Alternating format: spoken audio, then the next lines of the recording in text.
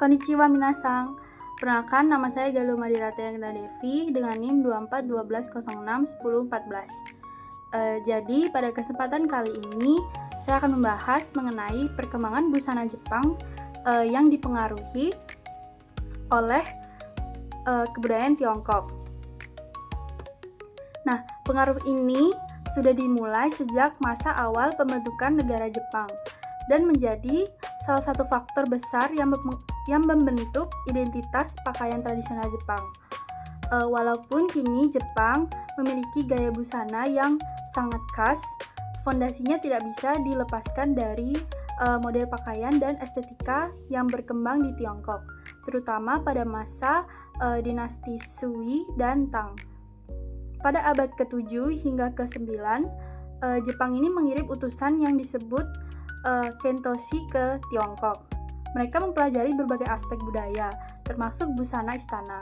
Dinasti Tang saat itu dianggap sebagai pusat kebudayaan Asia Timur, sehingga Jepang banyak mengadopsi unsur gaya pakaian Tiongkok. Sebelum masa ini, pakaian Jepang masih sangat sederhana dan fungsional. Namun setelah interaksi dengan Tiongkok, gaya berbusana Jepang berubah menjadi lebih formal, rapi, dan berlapis, dengan aturan warna serta status sosial yang lebih jelas. Salah satu pengaruh terbesar terlihat pada struktur dasar pakaian. Jepang mengadopsi model jubah panjang ala Tiongkok dengan potongan lurus, keras silang, dan lengan lebar. Inilah kemudian menjadi dasar dari banyak busana resmi Jepang. Bahkan, ciri kerah menyilang ke kanan pada kimono yang dianggap sangat Jepang sebenarnya merupakan warisan Tiongkok kuno.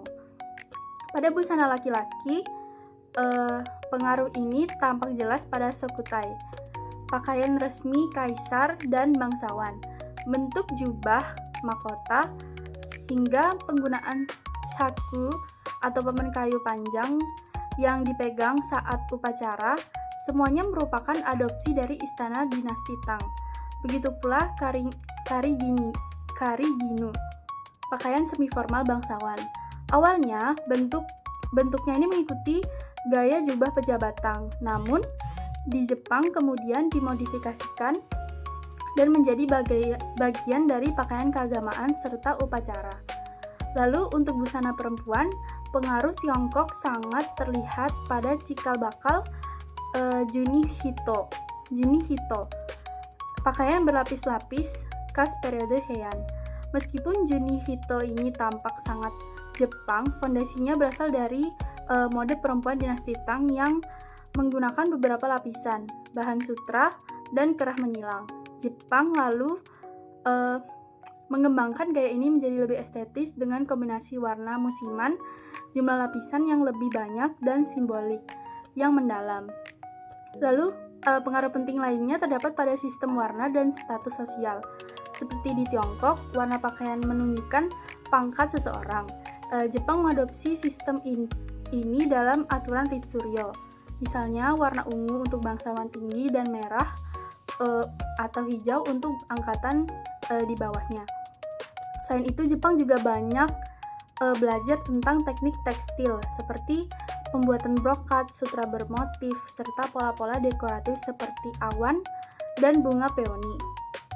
Seiring waktu, Jepang menyesuaikan motif tersebut dengan estetika lokal. Misalnya dengan memilih motif sakura atau dedaunan musim gugur. Lalu pada akhirnya, meskipun Jepang ini banyak menerima pengaruh Tiongkok, mereka ini tidak hanya menyalin begitu saja, namun seiring berkembangnya budaya istana pada masa Heian hingga Edo, Jepang ini mulai menyesuaikan gaya busananya sehingga memiliki ciri khas tersendiri yang lebih sederhana dalam motif tetapi kaya dalam filosofi dan simbolik. Dari proses inilah lahir bentuk kimono modern yang kita kenal sekarang. Lalu dapat kita simpulkan bahwa peradaban Tiongkok ini memberikan fondasi yang sangat penting bagi perkembangan busana Jepang. Namun, karakter khas busana Jepang ini lahir dari kemampuan mereka mengolah pengaruh tersebut menjadi sesuatu yang baru, berbeda dan penuh nilai estetika. Baik, sekian penjelasan dari saya. Arigatou gozaimasu.